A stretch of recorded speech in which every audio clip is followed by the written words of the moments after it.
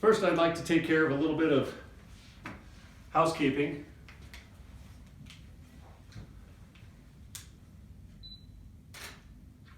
There. Now everybody has had their picture taken by a photographer. There was some confusion about that in the survey.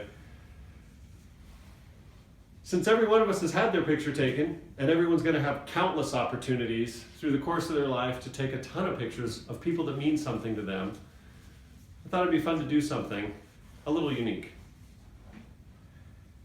My interest in photography started in high school. My dad was a hobby photographer. I took a photography class, fell in love with it, went into yearbook, and then found out I could make money taking paparazzi-like pictures of people's crushes. After that, I guess the sky was the limit.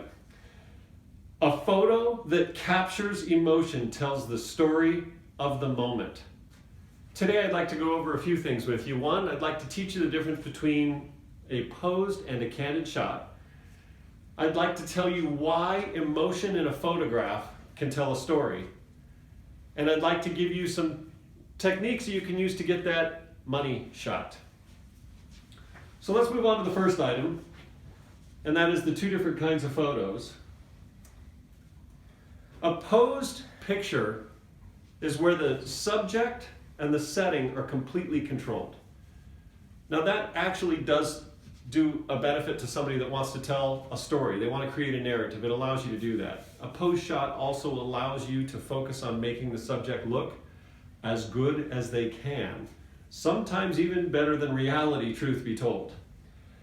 A candid shot, on the other hand, is completely organic. It's not contrived. It's something that is a window into what's actually happening at the moment it's happening.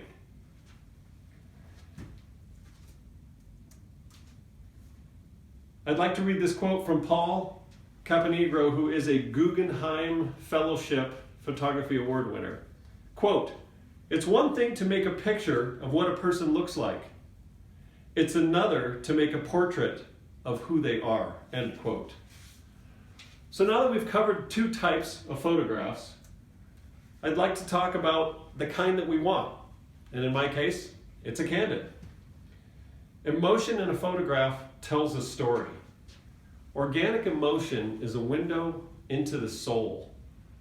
It's something that allows you not just to see what a person looks like. I want to know what they're thinking. I want to be able to look at that picture years from now and still think of some sort of story of what was going through that person's mind. Our brains are hardwired to pick up micro expressions, little tiny movements, the edges of the mouth, the way the eyes do something at the ends or the corners, even the way somebody's nose might wrinkle up. A photograph that's not contrived allows you to do that even years later. A story told by emotion is one that you'll remember. Now that we know what kind of photograph we want, how do we get it? There's a couple of basic techniques I'd like to go over, things that I've learned worked pretty well, and maybe share with you and see if this isn't something that you can use yourself. Alfred Einstadt, who was the Life magazine photographer that took some of the most famous pictures in the world, said, quote, "It is more important to click with the people than it is to click the shutter," end quote. This is from a guy who took pictures of people like Marilyn Monroe, Winston Churchill, Sophia Loren. He even took pictures of Adolf Hitler. This guy's been around and probably knows a few things. So I want to talk about that, keeping a connection with the person that you're taking the photograph. When you keep people at ease, when you allow people to stay comfortable, there's something about it that allows them to become themselves. It allows them to be relaxed. Capturing that moment is kind of critical. And it's something that not everybody cares to do. It's not that smile, cheese thing that everybody's going for. I also want to share with you a technique that works pretty well.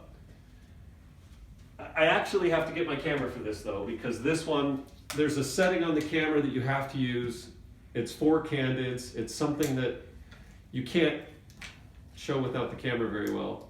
Oh, hang on a sec. That's the technique. This young lady, when I photographed her, I noticed every time she knew I was taking a picture, she clenched her teeth and smiled the way somebody had once taught her. This person was so shy that the first 2 times I met her and introduced myself, she did not say a word back. But I noticed something unusual. We were taking photographs for her dad's birthday present, and when she thought I wasn't taking pictures, she became this incredibly relaxed, beautiful person. So I pretended to be doing something else, she relaxed, and this picture is a result of that very thing.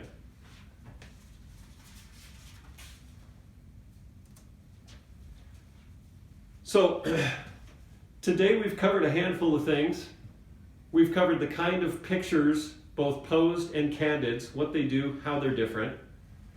We've talked about a reason, a need to get that shot that really captures emotion and tells a story. And we've gone over a couple of basic techniques that you can use to get that money shot. Photography is an unusual art, an unusual medium, and it's something that really is a lasting thing. A photograph that captures emotion tells the story of the moment.